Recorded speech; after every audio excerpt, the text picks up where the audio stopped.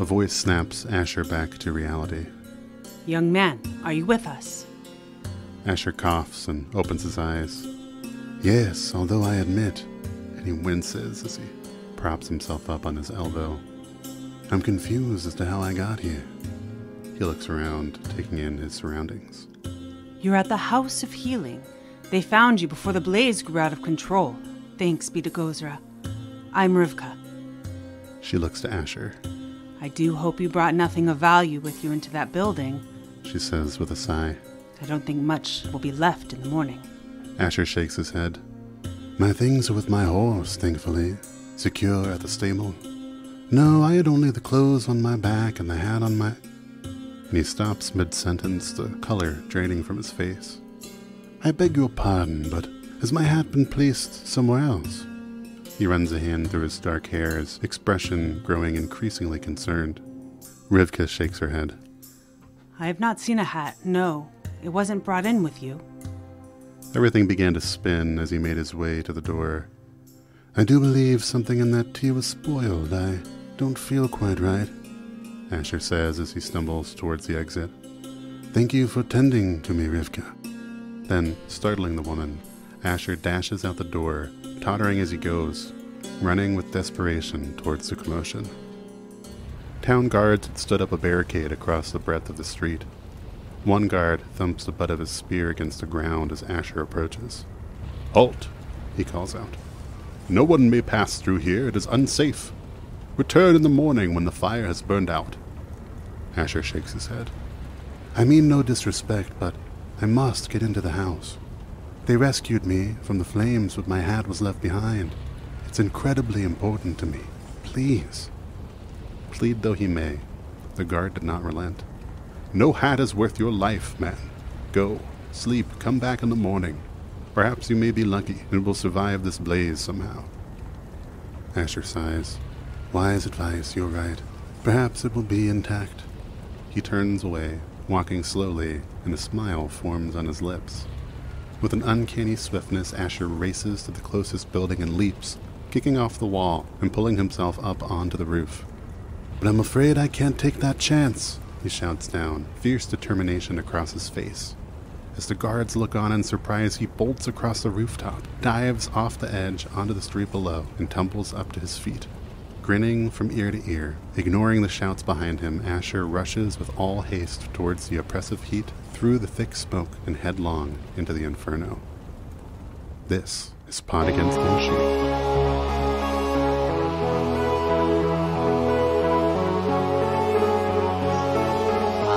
Pod Against the Machine.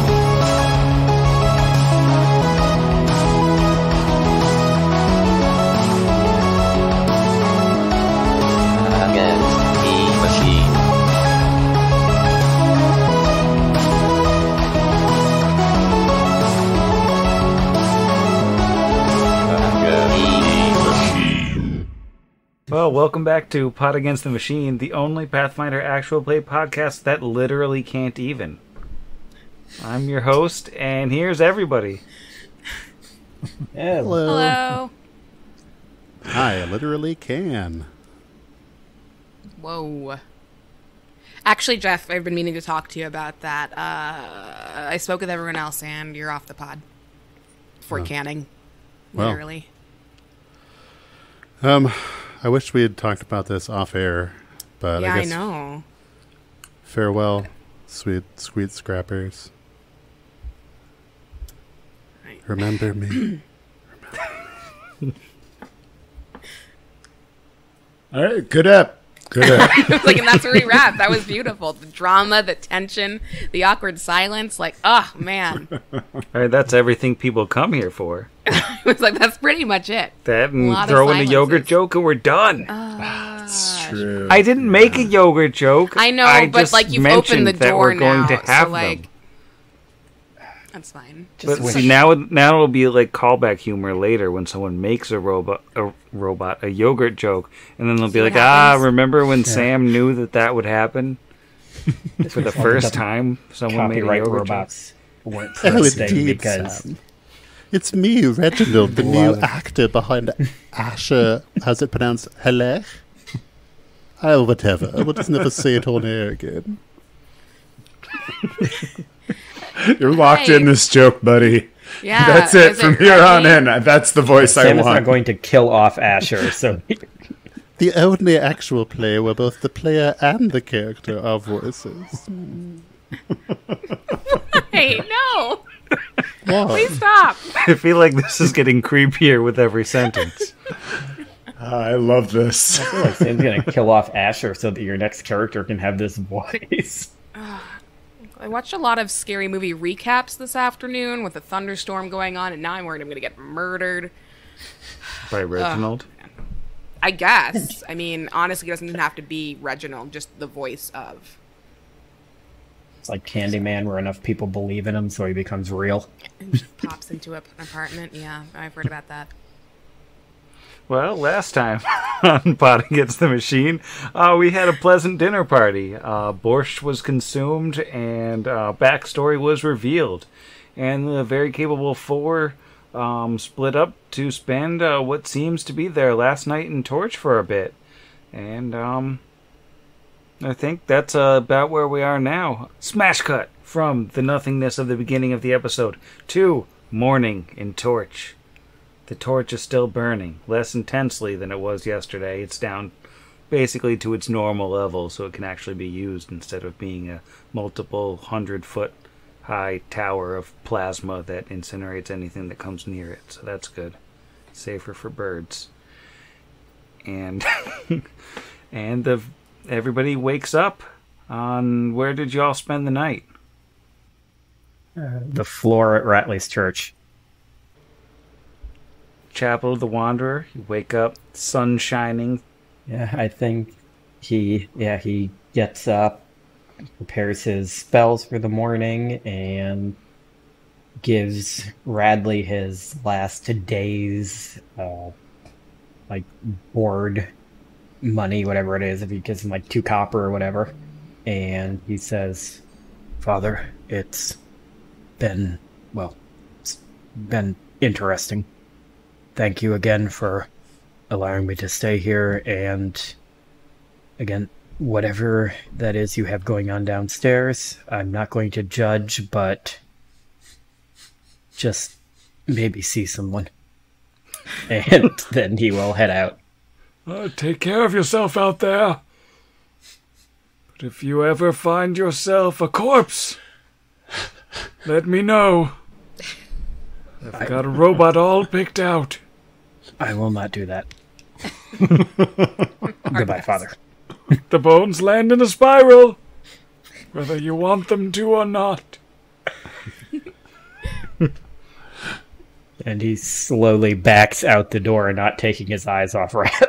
And Radley unblinkingly stares at you the entire time. And even though you never see him take a step, he seems to follow you right out the door and watch as you go down the street. It's really... God, it's like Watson in those Sherlock Holmes games. I love those, but also hate them. How about Brixby and Asher? You stayed over at the Foundry, or the Foundry, or the Foundry? The second one, for me, as I could tell by your intonation, clearly which building you were referring to. Brix spent the night returning for Connor Bain's book, like he said he would, to copy out some scratchy spelly-doos into his own spell book. And, that's what he spent his evening doing. According to my notes, I believe when, what was his name, Jeff, left Asher, he was in the Foundry. Not the Foundry or the Foundry, of course. He's a law-abiding man. Mysterious, too. He was doing... can I just be back? No. Nope. Yes, please. Yeah, no, we're firing Reginald. I'm almost positive he's on some kind of list. He needs to not be in this podcast anymore. List of my favorite podcasters, maybe. All right, he's out. Bye, Reginald. I don't have that list. I'm pretty sure that gives us a 3-2. So, Jeff, please come back. Oh, fine. I'll let him back in the studio. Thank you. That was awful. Yet strangely endearing. Asher did spend the night in the foundry at the tavern, because of course he would. That's where lodging is held. And yeah, he wakes up, does his morning routine, and I don't think we ever really decided where we were going to meet back up. We've only really decided that officially like once before, so it's not surprising. But yeah, he stayed at the foundry, the tavern. I would say we've been using the foundry as a loose base of I mean, we're not going to meet back up at Kira's parents' house, and Vargas is already on his way to us, so that would just be awkward. So yeah, the foundry. Retcon. I don't know. What if the traditional, after you've had dinner at somebody's house, cultural requirement is to show up the next morning with a different livestock of some kind? Yeah, no. I was going to say, Kira's definitely at home, having made the traditional pancakes, just waiting. Like, yeah, they'll be here. I mean, I didn't tell him about this tradition, but they'll pick up on it. Rolled knowledge local. But I think with a 10 and above, you know to bring the, again, traditional breakfast carb. Under a 10, you probably bring like a sausage or something, and people are like, no proteins at this meal, I'm so sorry. And on the natural one that I just rolled for my first roll of the evening, Asher has no idea he's even supposed to be there, which is perfect. As it was written. Yeah, Kira spent the night at home. Her first night in a while, probably the longest since she's known her family. And it was pretty cool. It was uncomfortable. She still hasn't seen her sister Amy. There's tension and a lot of like guilt and fear there, but for the rest of it, she got to talk to her sister before she went to bed. She hugged her mom. It was a cool time. I think she, for once, wakes up early. So, like, waking up with her camera pans in, and she's just sitting on her bed with the dagger, with Parda's dagger that was given to her the previous night, and just kind of studying it. And then looking up and seeing, like, I don't know, fantasy time, I guess. She will stash the dagger on a belt and go out to meet her friends, carrying the takeout box of pancakes because Asher missed the memo. Awkward. All right, so I think we can pick back up then at the foundry with everybody coming together at approximately the same time. And well, today's the day, as far as I know. We're leaving Torch. How are we doing that? There's a few different options for how to actually get to Scrapwall. Perhaps you should work it out amongst yourselves. We discussed land-based travel, possibly on an animal? Yeah, I believe we discussed that overland would be faster than taking the river routes. Yeah, because the river, like, horseshoes way down first. Although we do have to contend with the old canyon situation. First Blade's Path. Yeah. That's what it's called. And Vargas will actually say, I feel like overland is the better option. I have personal reasons that I don't want to go into the foothills, and I feel like seeing and crossing the First Blade's path will be good for all of us. It's a site that many of my people go to for vision quests, so maybe it will give us some idea of what to do next when we reach Scrapwall.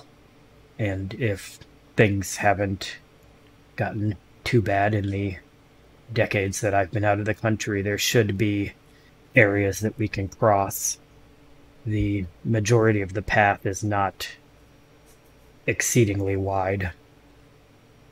I would agree. My experience sailing up and down the rivers across this blasted country those who ride on the boats have nothing to do but gossip. If we want to travel low-key, as it were, let's do it overland. I'm imagining Kira has a map spread out on the hood of a Buick that I've just decided is there, and has marked several key locations with just unicorn stickers. Okay, so I found last night Numeria's largest ball of twine, and then also this building is shaped like a duck, so we should stop there too. It'll take like 20 minutes, I promise. And then also, the canyon for the canyon. So there are a few different ways that are fairly commonly known to cross the First Blades path. There are places where it's only like 30 feet wide, and you could conceivably improvise a way across with your hook shot or with like wooden planks or something. There are official crossings a little bit to the northeast of Torch, which is a crossing that's more controlled by the Technic League's agents generally, because it's not all that far from Starfall and sort of the main Sovereign's Reach territory. And then off to the east a little more, there's another crossing that's controlled by the Black Horses, the Kelid clan. They're, nomadic clan, but they control the bridge, and usually there's a toll involved. And then the other real option would be heading all the way east to the banks of the Selin River, and sort of fording along the banks, which is the edge of the canyon. That's basically what you've got available to you. Okay. So, it seems that the information we've gathered, as he stretching over the sun-warmed hood of the Buick to point to the northern of the passages, seems to be controlled by the Technic League goons, but this one is Black Horse Tribe. I don't know much about them. Do any of you, Vargas?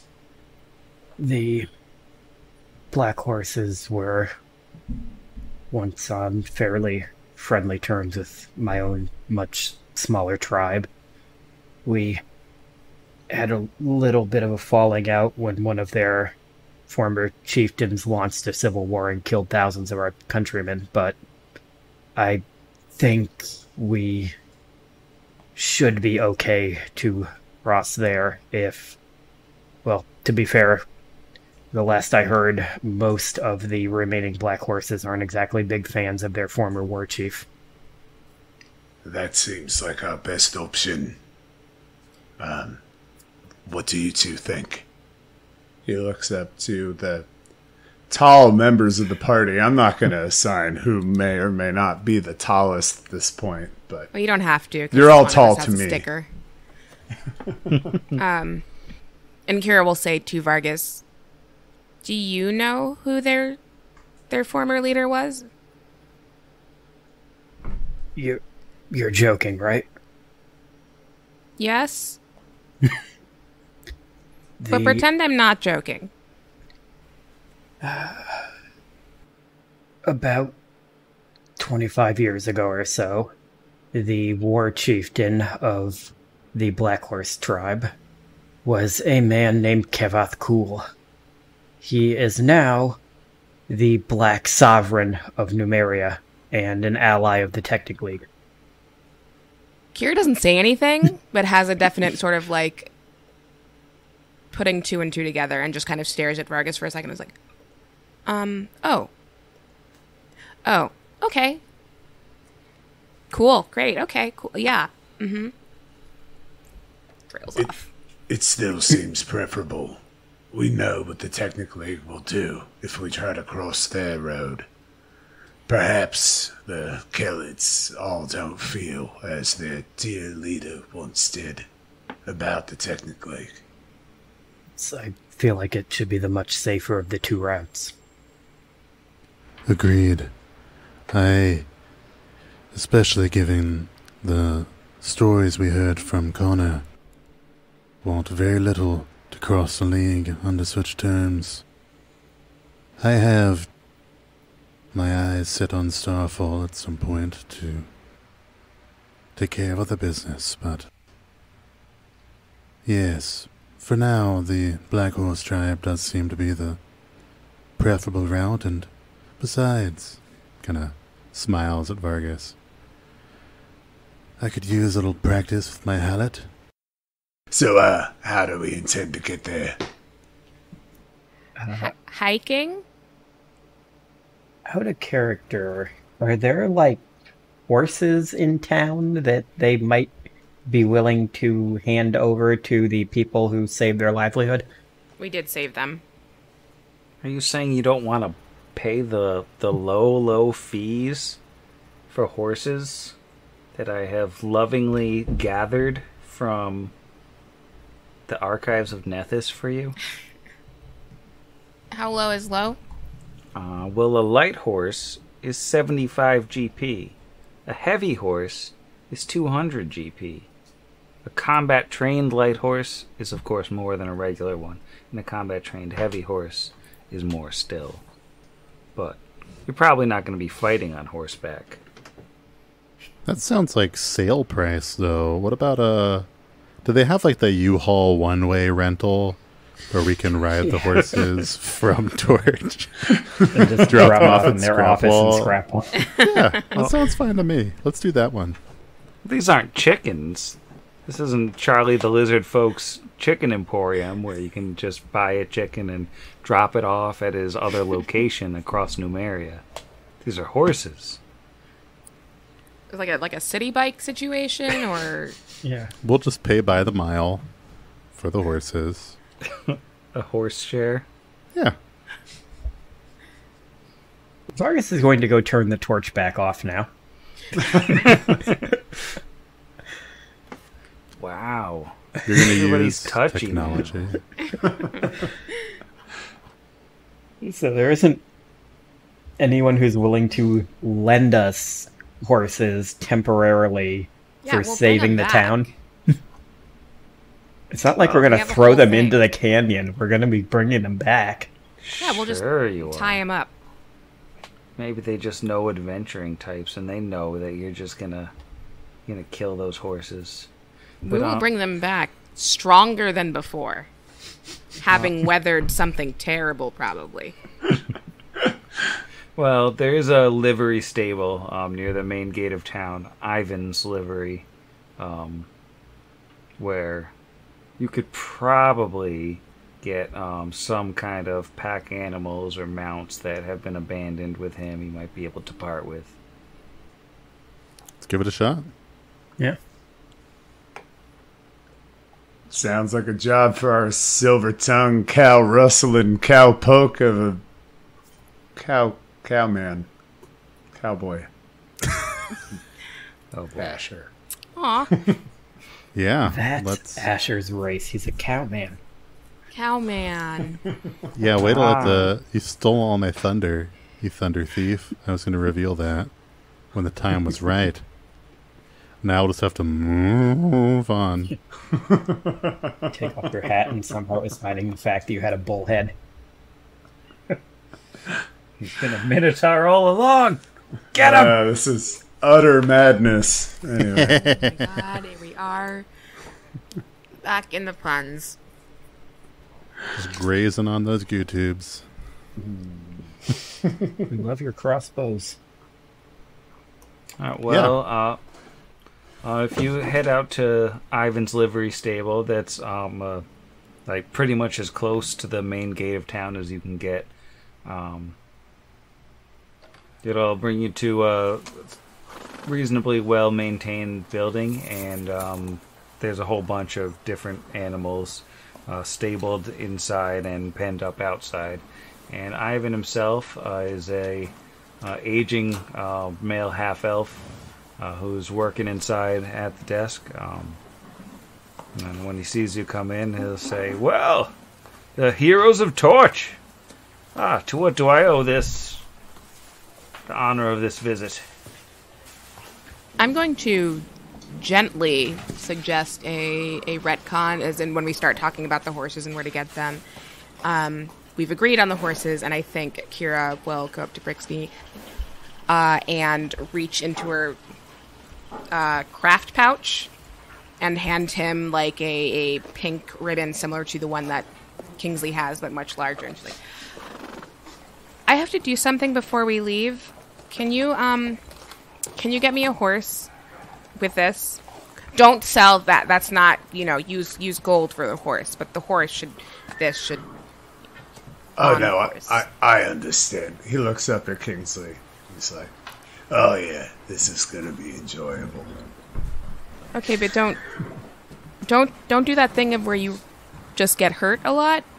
Horses are really big. Yeah. No. I'm gonna ask Ivan to do this. Okay, He good. starts Yeah. striding up towards the door. So she'll hand off that ribbon, and let everyone else play the scene. Yes, well met, Ivan. I will be heading out today towards Scrapwall, and, well, given the distance, I expect it would be much quicker were we to do so with some good mounts. Do you perchance have something affordable but reliable, much like the old Buick LeSabre? Don't exactly know what that means, but I've heard good things. I don't know how soon exactly we might be able to return them, should you have some sort of ride-sharing service, but 4 mounts would be great. 3 for medium-sized creatures, and 1 for this adorable rat folk here, Brixby. Just look at him, he's so cute. He's got tussles in his hair. I'm gonna need you to tie this on. Probably your most ill-tempered horse, please. And he'll take the oversized bow and look at it, and he'll say, well, that last part is a little bit strange, but I should have a few I can part with. You say this is just a temporary arrangement? You'll be returning them? Sort of flip open a ledger to look some things over. We don't usually traffic in that sort of thing. People leave their mounts and pack animals here when they're visiting town, or we buy and sell. But I have a few that I've come to suspect their owners aren't coming back for one reason or another. So let's see. What do you say? 4 light horses, 50 gold apiece. And you had said, out of character, because Jeff didn't take notes on horse prices. Shame on me. They're normally 75. 75. Yeah, 75 would be the normal purchase price. Is mine tiny? It's a little bit tiny, but it's not mechanically tiny. He doesn't get to ride little Sebastian. Can we all just fly on bees? It'll be a lot faster.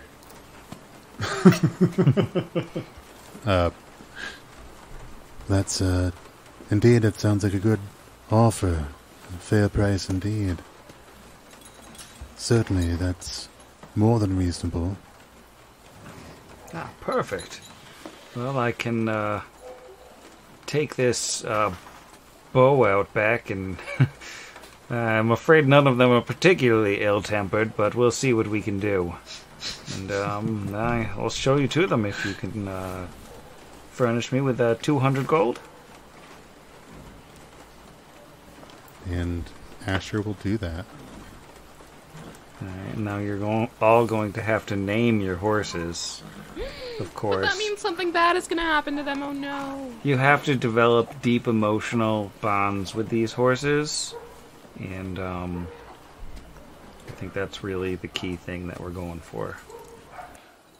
And he'll take the money and lead you out back, and I'll show you over to some stables and like sort of pick out the horses. He's got to like bring one out and then go down 2 more stalls, skip like a sheep and a big ox, and then get another horse and work his way through with a rather sizable inventory, finding the ones he's picked out for you. And say,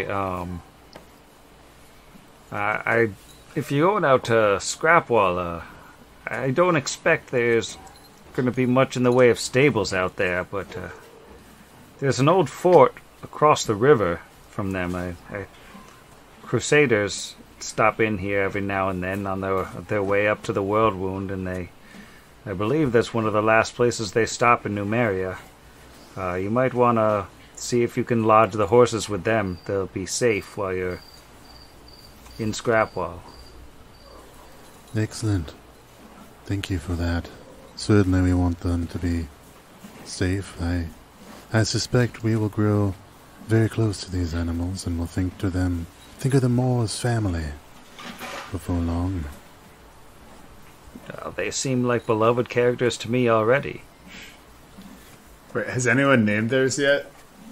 Just dropped in the chat. Ooh, I guess I like should that say it one. out loud because listeners can't see the chat. I've got Amalthea? I just looked this up on the internet because I was like, what's the name of the unicorn from the last unicorn? And spoiler alert, that's it. We're going to say Thea for short because they don't know how to say that name. Thanks, team. I think we're just leaving some space to stew in the last unicorn coming up. Yeah. I was just looking it up. It's awkward. We all were going to name our horse Amalthea. I was almost... No, not me. No, my horse has a name. My horse's name, Nathan. But it's spelled Nathan. Nice. So good. Sky Metal. Thank you. Thank you. My backup was Jeff Bridges, who plays apparently Prince Lear in The Last Unicorn, which is apparently a film I've never seen. It's pretty good. It's I think it's by Rankin Bass, isn't it? The ones that did the all the claymation stuff. Yeah. Oh God! So it's probably terrifying but adorable. Great. Like all '80s. I'm sure it's movies terrifying. Are. Yeah. The theme song from America was really good too. All right, we'll check that one out. Oh yeah, there. Like it's like you're reading this Wikipedia page I'm on. Amazing. Yeah. My horse is named Friday. Mine is named Strata, and I will leave that for all of the Pathfinder lore people to figure out why a Jiskin artificer who worships Gorham would name his horse that. All right, listeners, remember that for your next set of machine learning questions. All right, now that we have these beloved horses ready to go, and they're, I assume, being hitched up to the Buick LeSabre, which now has so much more horsepower. There it is. It wasn't even like really a pun because it's just what it was. Just facts. But we'll cut over to Kira. What is she mysteriously doing? Yeah, Kira has gone back to Radley. She's looking for Parta's body specifically, but I cannot remember who that is because that's been a long time. Yeah, it's the chapel of the Wanderer where Radley works. Yeah, so she'll I don't know, like knock or just announce herself or kick in the door, as is the new standard. And but like a gentle kicking in. Sure. Hello, sorry about your door. And he'll appear behind her and say, "Oh, hello there. I didn't see you." How did you not see me? You were standing behind me. That sounds like a lie. I had my eyes closed. I was resting. Okay. When you get old, sometimes you need to rest. Just standing behind people? You never know. It could be a condition. Yeah, okay. We have to leave, and I wanted to say goodbye to my friend. Ah, yes, Miss Gar, we have her. I have her, let's see. And he sort of does some mental math, trying to figure out, and then nods to himself. Yes, that should be fine. I have her, interred, down below. We have I cast gentle repose. She's still, quite well preserved. Don't you worry for a minute. And Oh, I wasn't going to worry until you said that, but okay. well, normally she's been dead for quite some time. That's okay. We don't have to talk about it. There's biological processes. And yeah. There's bugs and it's sure all sorts of. But none of that. He'll lead the way down a flight of stone stairs to the basement below. In a room where there are several tables with dead bodies, basically all of whom you've already seen, because these are people that you've retrieved recently murdered or found dead already, all kind of laid out on slabs, all with gentle repose cast over them, so they're all kind of frozen in time. And Parda is one of the closest to the door because she was one of the first ones found. They'll say, "Oh, there you are. Do you need privacy?" Yeah, please. I don't think it'll take long. I need a minute. All right. I will. Yes, I'll just be upstairs. And, he retreats, leaving you alone in the creepy, body-filled basement. Yeah, it is creepy and body-filled. Kira doesn't particularly seem to notice. Loves a rose-colored glasses situation. But we'll walk up to Parda's body and just sort of stand there for a couple seconds. Like, sort of anxious, fidgety, almost, like, maybe 2 times, like, turns to leave, like, sort of, never mind. And then finally just... Okay, you can do this. This is fine. This is how people do things. And we'll go back to Parda's body and just, hey, Parda, it's me. It's Kira, your friend from, growing up. That was dumb. You know that. I just came to say, bye. I'm leaving for a little while. Not forever. Not, I'll be back because we have to bring back the horses and get like a magic stick of some sort. So I'll come back, but I wasn't sure if you... Well, I thought now would be a good time to say bye. I'm sorry it took me so long.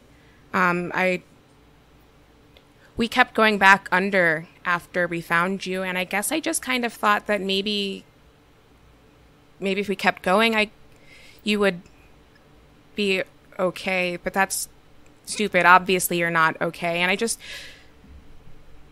I wish you had told me where you were going. I could have helped. I could have protected you or said no, don't go there, or we could have gone together, and now I'm going on this adventure that we were supposed to have and you're not coming, and okay. I came to say bye, and your mom and dad dropped off your dagger, and she'll like take out the dagger and just sort of hold it in her hands.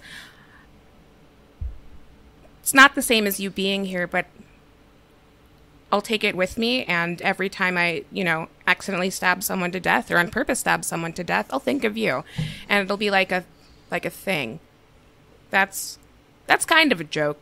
Mostly I'll just hang on to it and remember what we were gonna do. Okay, I'm sorry for talking so long. I'm gonna take this with me, and it'll be like you're there. And like we went on that adventure you wanted anyway, okay? Okay. I'm gonna go, but I'll be back, and I miss you. I love you. Bye. I think she stands there for another, like, couple of seconds. And then again puts the dagger away and goes back up the stairs, just trying to avoid Radley. I don't know if that's possible, but intent. Well, Sky Meadow. And I think Radley, for all his Radliness, will kind of get the sense that now is maybe not the time, and he'll make himself busy when Kira comes back up the stairs and just sort of give like a look and a nod. And thank you for everything.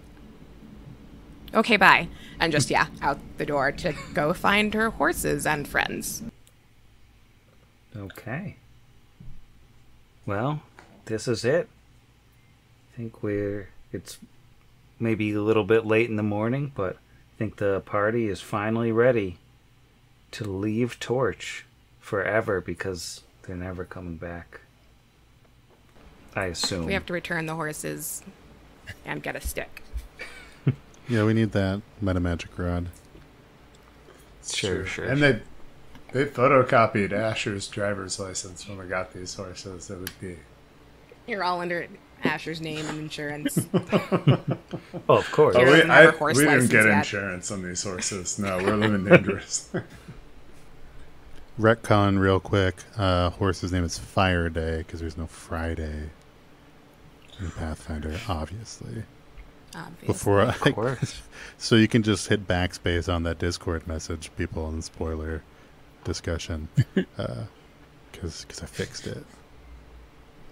All right. Well, with the cart in tow, I'm going to use the caravan rules to get your pace, and say you can make about 32 miles a day, towing the cart and on horses. So that puts the crossing of the path a little bit, or crossing of the First Blades Pass a little more than a day away, if you're heading straight there, and the total journey around 4 days. So if we're heading out, I think the first thing I'll do is make my very first roll ever on these Cozy Gamer black and white dice, the name of which I can't remember, and I can no longer find them on the website to get the name. This is the first roll ever on this die, just to hit a little random encounter table.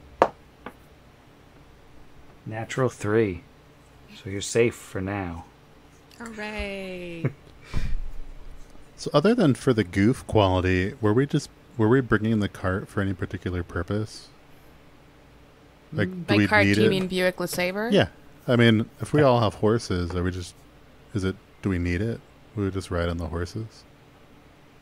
Who knows how many bodies we're going to have to... Yeah, I mean, to be honestly, with all jokes aside, since we aren't talking about going and getting the robot, yeah. The only benefit I see to taking it is if we want to drag Helion's body back in it, brother. No, I don't know. I'm not quite sure why we would need it. I'm going to say nostalgia, but that's like not a mechanical bonus, so. Yeah, I'm riding in the trunk for nostalgia. It's a place to sleep. Well, amidst the odor of like Arby's and Sandville. A definite, distinct Sandville odor. So are you doing just horses then, and no cart? I would guess it's faster. And Probably makes more sense. Yeah, it's definitely faster. It'll shave the better part of a day off your time. I mean, if we didn't have a bag of holding or something, then a cart might have been useful, but for storage purposes. But I say we just ride. Have a rank and ride. Let's do this. All right. Then you ride out along the road, north by northeast up towards the First Blades Path. And, the hours pass by and the sun rises and begins its way back down again over a long day where presumably you all finally get to talk about yourselves amongst each other because you're just hanging out for a day where not a whole lot's going on.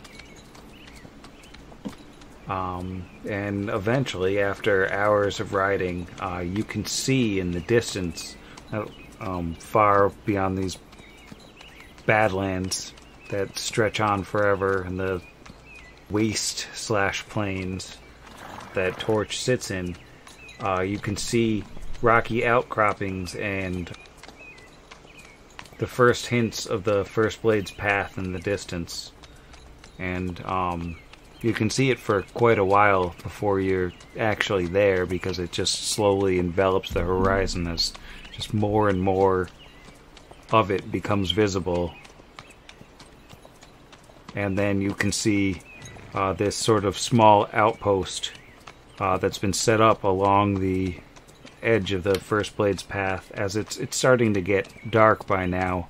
It's not night, but twilight's coming, and there's this small group of like a few temporary buildings, like yurts, set up, and then the actual bridge. There appears to be like a camp there that spans both sides of the bridge, and they are flying banners of the Black Horse tribe.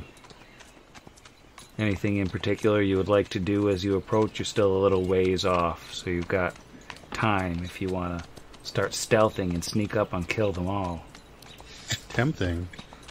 I wanted to roll a knowledge local to just kind of see how well Asher might be able to do like a traditional greeting sort of thing for the Black Horse.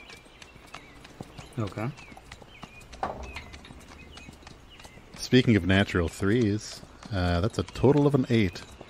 This looks like I'm about to offend some locals. Brixby's 5 for a 14. Yeah, also a 5 for a 6.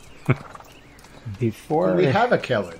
Yeah, I was going to say, before I roll my local roll, we do have it canon from that flashback where his teacher beat the ever-loving crap out of him, that Vargas knows the Black Horse's battle language, which also happens to be a pigeon form of cassava.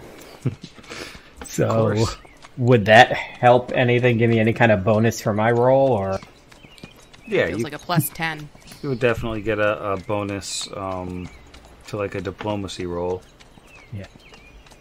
So his, just for the heck of it, I'm rolling a local. Do I have knowledge local? Yes, I do. That is a 17 local for the best way to... Basically, he wants to think of like the best way to approach this camp to not have them decide that we're enemies and try to kill us. Since we're approaching them from their blind spot as like night is falling. Not exactly the smartest thing to do, so he doesn't want them to think we're... Yeah, I mean, approaching as night is coming is definitely not ideal, but the general idea would be ride up on horses with your weapons very clearly presented on you, but not like brandished, and probably, don't make any effort to be quiet or anything, and call out greeting to them in Hallett, more so than their battle cant, which would probably come off as overly familiar in the circumstances. Vargas, yeah, like I said, he calls out in Hallett that, like, hello, we're friendly, we're travelers. And he'll say, like, our number, and that we're just passing through on our way to the bridge. And then he'll, like, hold up a hand to tell the rest of our group to stop moving and wait for them to reply. And if all your horses stop a ways short of their camp, it takes a moment, but a few heavy war horses gather up and sort of form up ranks at the edge of their camp, and they head towards you. And there's just, looks like just 3 of them, but these are like massive, clearly battle-trained horses that these people are riding with very simple saddles, and they're all in Kelid dress, and that at their forefront is a human woman with a black hair tied back behind her head. She looks like she's sort of middle-aged or so, and she's flanked by two men, and she has like a war drum hanging from her side on one side, and then like a spear across her back. Once they've sort of ridden out a little bit clear of the camp, she calls out in Hallett at first, and she says, "Peace to you and your clan!" And he'll call back, "Thank you. To let you know, off the start, and this is all still in Hallett, I am one of the clanless, but thank you for the greeting. My group and I are simply passing through, and we would like to request safe passage." And she'll look Vargas over, and then she'll by herself lead her horse forward a little bit to get closer, and she'll say, "I see it's a bit late in the day to be journeying, but if you're willing to pay the toll, I suppose it's no trouble of mine. They called me Feshka of the Black Horses. Tell me, clanless one, what do they call you and yours?" "I am Vargas No Clan the Broken. This is Brixby Redtail, Kira Smith, and Asher Hillock." And he'll switch to common and tell them, what did you say her name was? Feshka. He'll say, "This is Feshka of the Black Horses. She's said that we have to pay a toll, but afterwards we are free to pass through without any trouble." Hi, I'm Kira. While Vargas is doing the introduction, she waves the other two men up towards her, and some of the friendliness is gone from her face, and she says, "Vargas the Broken. I know that name. I know that name." She's sort of looking like into the middle distance as she tries to find the memory. And she says, "You owe the Black Horses more than a toll across the path, Vargas the Broken. You owe the Black Horses a debt of blood." "I owe many people a debt of blood. Many clans. And, Is this being said in common? Yeah, she switched to common, sort of following Vargas's lead. And he'll nod to his arm and say, "I've paid part of it, and I intend to eventually pay the rest. But for now, we simply require passage." And she sighs and she says, This is difficult. And my honor as a member of the Black Horses, I am required to extract a blood price from you for the debt. I do not personally hold any grudges against you, and I do not believe that either of us have anything to gain from spilling each other's blood here. But... And she looks back at the two men, and one of them rides up right alongside her and whispers something in her ear. And she sort of listens to whatever it is he has to say, and she nods and says, "It's crude, but perhaps a hunt. In order to pay some portion of your blood debt to the Black Horses, a simple task. There is a beast that has been plaguing the Black Horse farmlands, picking off livestock, eating horses, and making a nuisance of itself. I've never seen it, but they say it's half dragon, half machine. Bring us proof of its death, and I will consider your blood debt paid, at least for these purposes, and you can cross this bridge. He will look back at the rest of the party, because this is definitely more their decision than his, because they could, I'm assuming that if they wanted to, the rest of them could all pass by no problem, right? Like, this is specifically him who can't cross. Yeah. So he'll look at everybody else and say, well, you heard the woman. If you want to continue on your own, you can. Or we can go hunt a dragon machine. Do you mean on our own without you? The rules of our people run deep. It would bring severe dishonor on not just her, but her family and her very clan to not extract the blood oath that she owes, and unfortunately for us, they currently owe more blood than I have, so it's accept their offer, or I would be forced to stay behind. Okay, well, let's go hunting then. This shouldn't be the first nor last beast that we will bring to heel. Together as four. Based off of that description, can I roll anything Yeah, what? to figure out what they're talking about? Yeah, what would a robot dragon even be? Would that be local? Arcangineering. Yeah, arcangineering. It'd be knowledge arcana, probably. Alrighty. It's the same as my engineering. 13 on the die gives me a 24 there. Ooh, but not decent enough for that.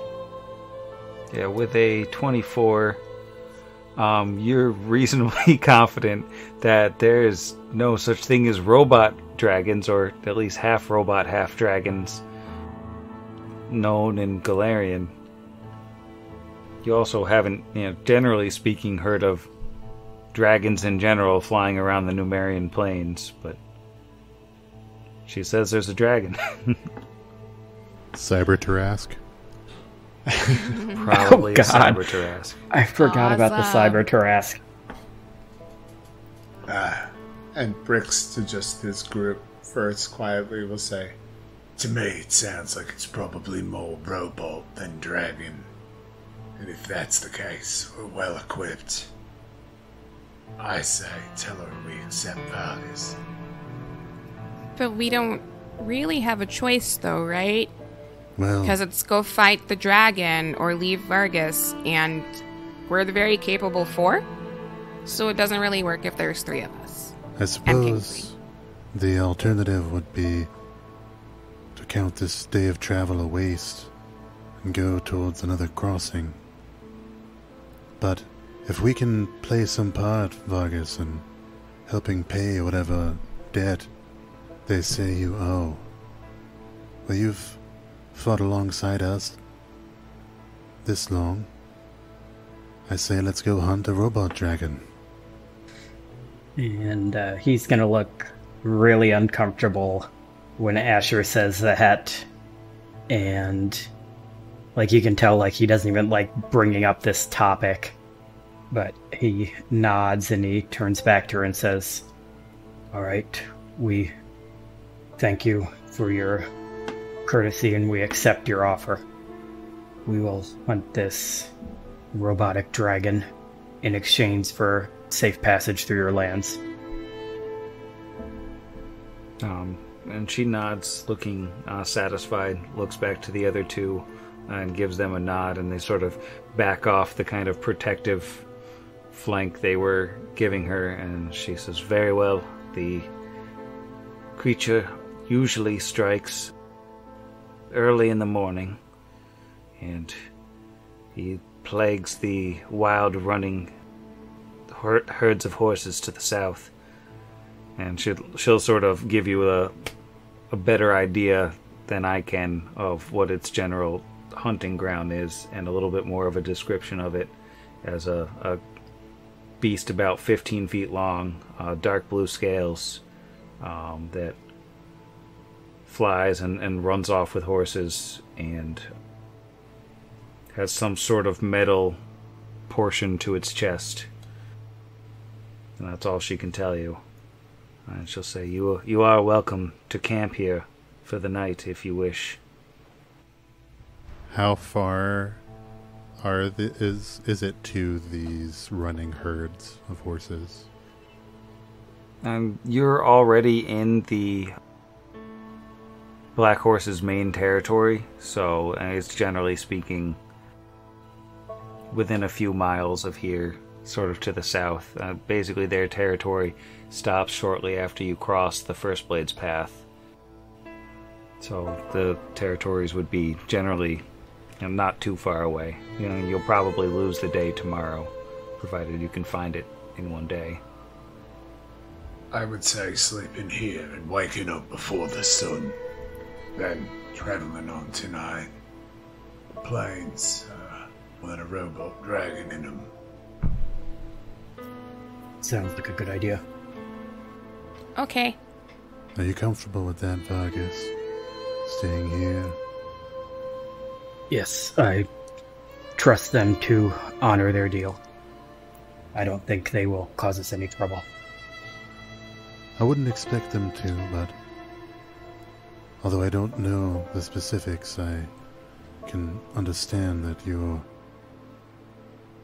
may prefer to sleep elsewhere, was all.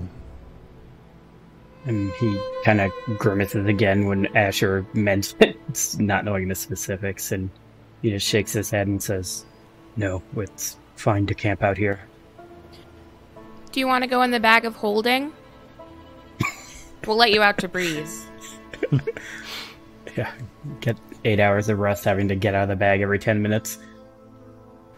I can't think of anything more restful than that. So he's gonna, before we start setting up our camp, he's just gonna turn back to her and he's gonna say in Kasatha, if you happen to run into any members of Clan Mountain Fist, if there even still are any members of Clan Mountain Fist, I would very much like you to not mention that I'm here or that I'm even still alive. And she nods at that, says, very well. Yeah, so to you guys, they're just making the Kasatha noises back and forth. Head to F pops out of nowhere and says, Who are you talking to? Punches Brixby. Oh god, no. yeah, punches Brixby in the face and just runs away across the plains. Into the desert. Tuxedo Mask, my work here is done. It's like Tuxedo Mask, but instead of a rose, it's a punch in the face. Aww, watch Sailor Moon. Are you setting any watches tonight, or are you going to trust the Black Horses to take care of you? I think Vargas is just going to immediately go to sleep. Like, he trusts them, but I don't know if everybody else would. Rix needs 8 hours of sleep. He needs to prepare spells in the morning. I think he would recognize it's not really a luxury that he has. Seeing Vargas turn in and then like looking around at the other two, and it's just kind of like, well, I mean, he's seen Kelid honesty in action over and over again with Vargas in various settings. So I think that honor allows him to sleep. If possible, and this might not be possible, but I think Kira would try to catch Vargas before he goes down. Which she could easily be like, nope, bedtime. Yeah. Well, no, she can like talk to him while we're getting the camp set up. Because I imagine we're putting up, like, sleeping bags, maybe a tent if somebody has a tent. Yay, tent. Yep.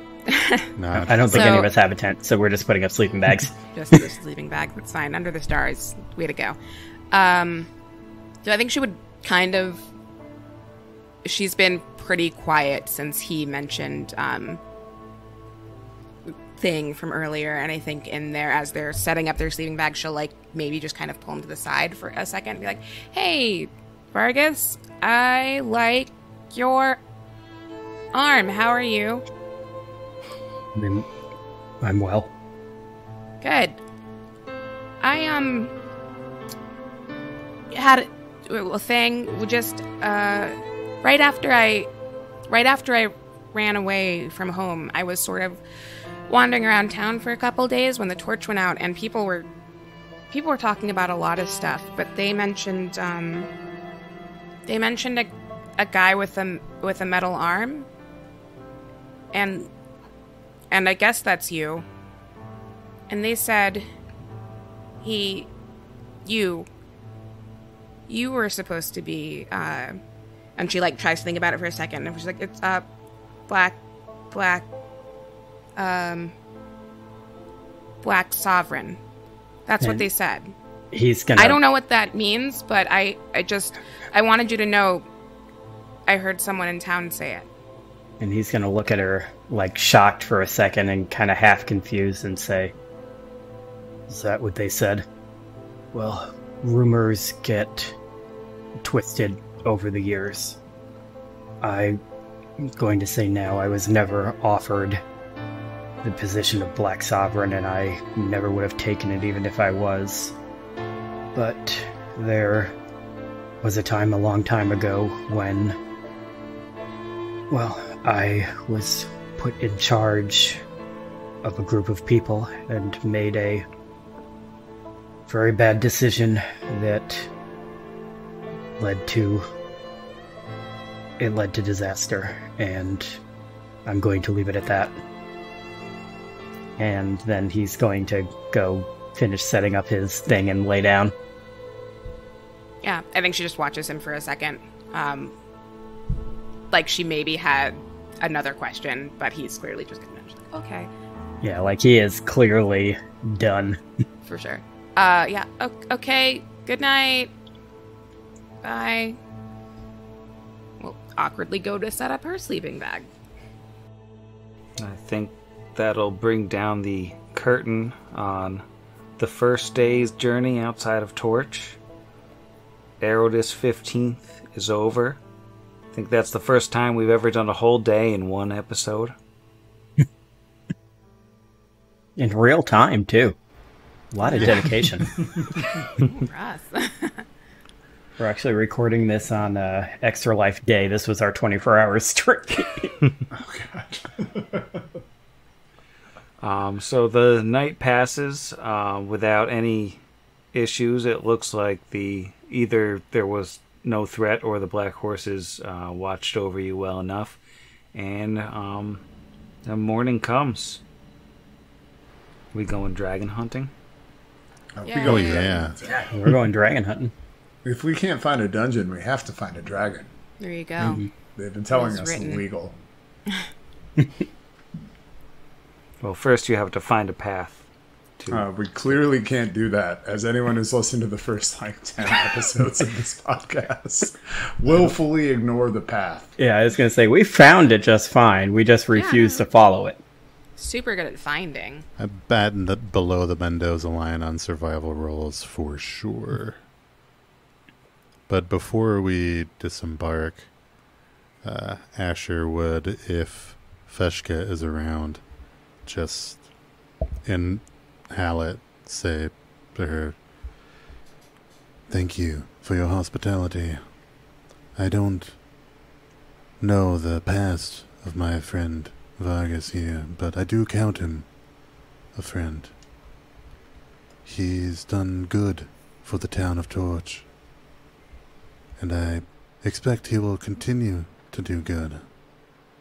And if there is a way that I can help him in his amends, whatever the need for making them may be, I would be honored to do so.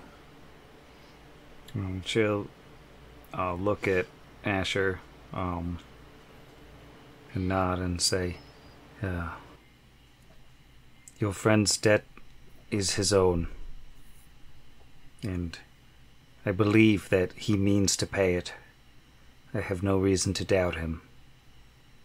I was not part of what it was.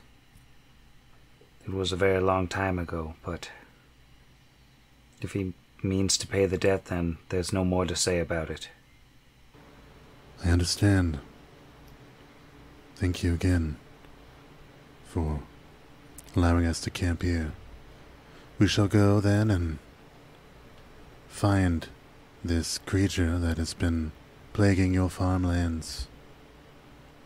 And we shall defeat it and bring back the proof of such. He'll just tip his hat and return to his companions. May Gorham guide your blade, or whatever it is that you swing.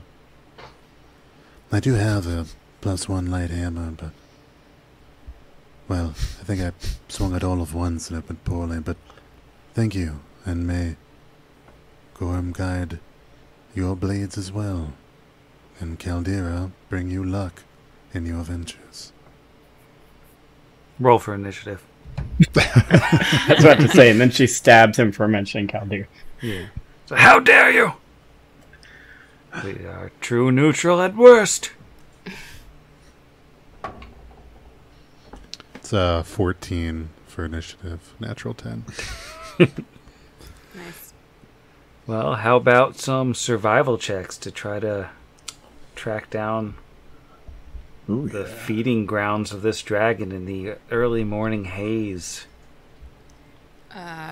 I have rolled tonight on all of the knowledge locals a 4, a 5, a 6, and on this one survival thing that I didn't know I had, a 20 +1.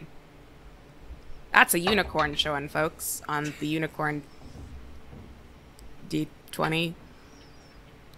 Woo! From the internet. How very appropriate. Oh yeah, no, we go heavy in the brand here. I roll to aid. Is it specifically a 10 that aids, or does it have to be over 10? Like, does a 10 itself aid? 10's the DC, yeah. Okay, yeah, so Vargas also aids. Asher does not aid, because as has been foretold, natural 4 for a total of an 8. Very nice. Yeah, so she gets a +2, +4 still. A +4 for a total of 25. Ooh, yeah. Kira, despite not really having voluntarily left Torch before, or actually, I guess I don't know that. Maybe she's been out in the hinterlands before, and she's just a natural at orienteering out here. Or she's like a horse girl. That's Like stirrup pants, velvet hat. She just put it on the whispers to the horse. the second He says go that, this way. yeah. Second we got our horses, you're just like, oh my. I mean, you kind of were. Yeah, it's got the bow on there now. Yeah, Oh, for we sure. saw this coming. Yeah, I mean, she was already carrying a horse-sized bow, which is Just very in case. convenient. They were on sale at Michael's. So is that around the neck or around the tail like it is with Kingsley? Yeah, no, I had given that some thought. I don't want it to be a collar because horses deserve to run free unless I own them. So I'm going like tail, and I think the mane probably will just, be braided, as you do. I also might have been a horse girl at one point in life. Never tell anyone that. Listeners, you take it to your graves.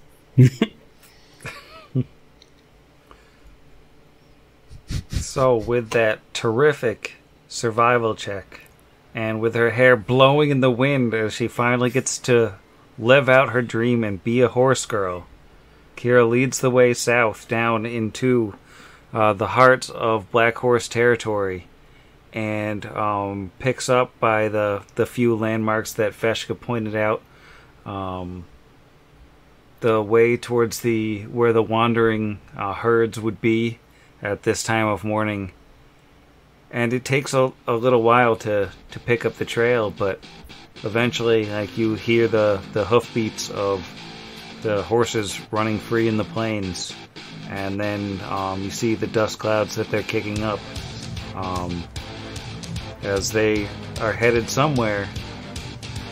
And then you hear overhead a screeching. Oh no.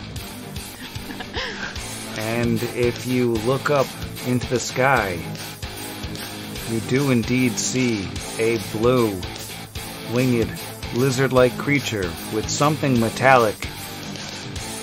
Either it's part of it, or it's like wrapped around it, or maybe embedded into it. Some kind of machine glistening in the morning sun.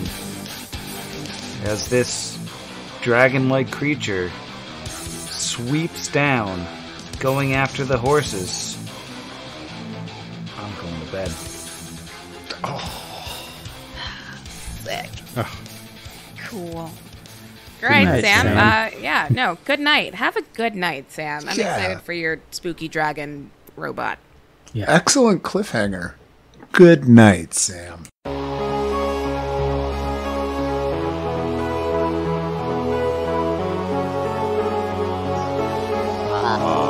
Against the machine.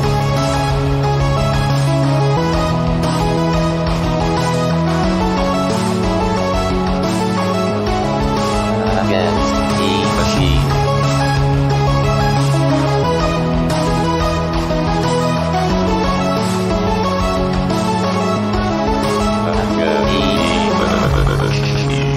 Hot Against the Machine is property of its creators, all rights reserved. Pathfinder and the Iron Gods Adventure Path are properties of Paizo Publishing. Please visit them at paizo.com for more information. Theme Against the Machine, written and performed by our own Zach. Please consult the show notes for additional music and sound effect licensing information.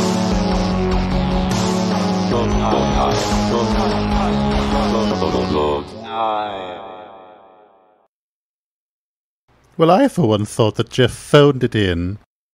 What if this time we can't? User error? What if this time we can't, Jeff? What if this is the time when we can't? User error. I stand by my answer. Problem exists between We'll have to keyboard and start seat. Funneling all that Patreon money into a professional editor. Professional I'll quit my job clapper. tomorrow. Oh, for both of those things. I can both clap and edit. I hope no one from my job ever hears this. Yeah, so Vargas almost chokes to death on laughter from something Jeff just wrote.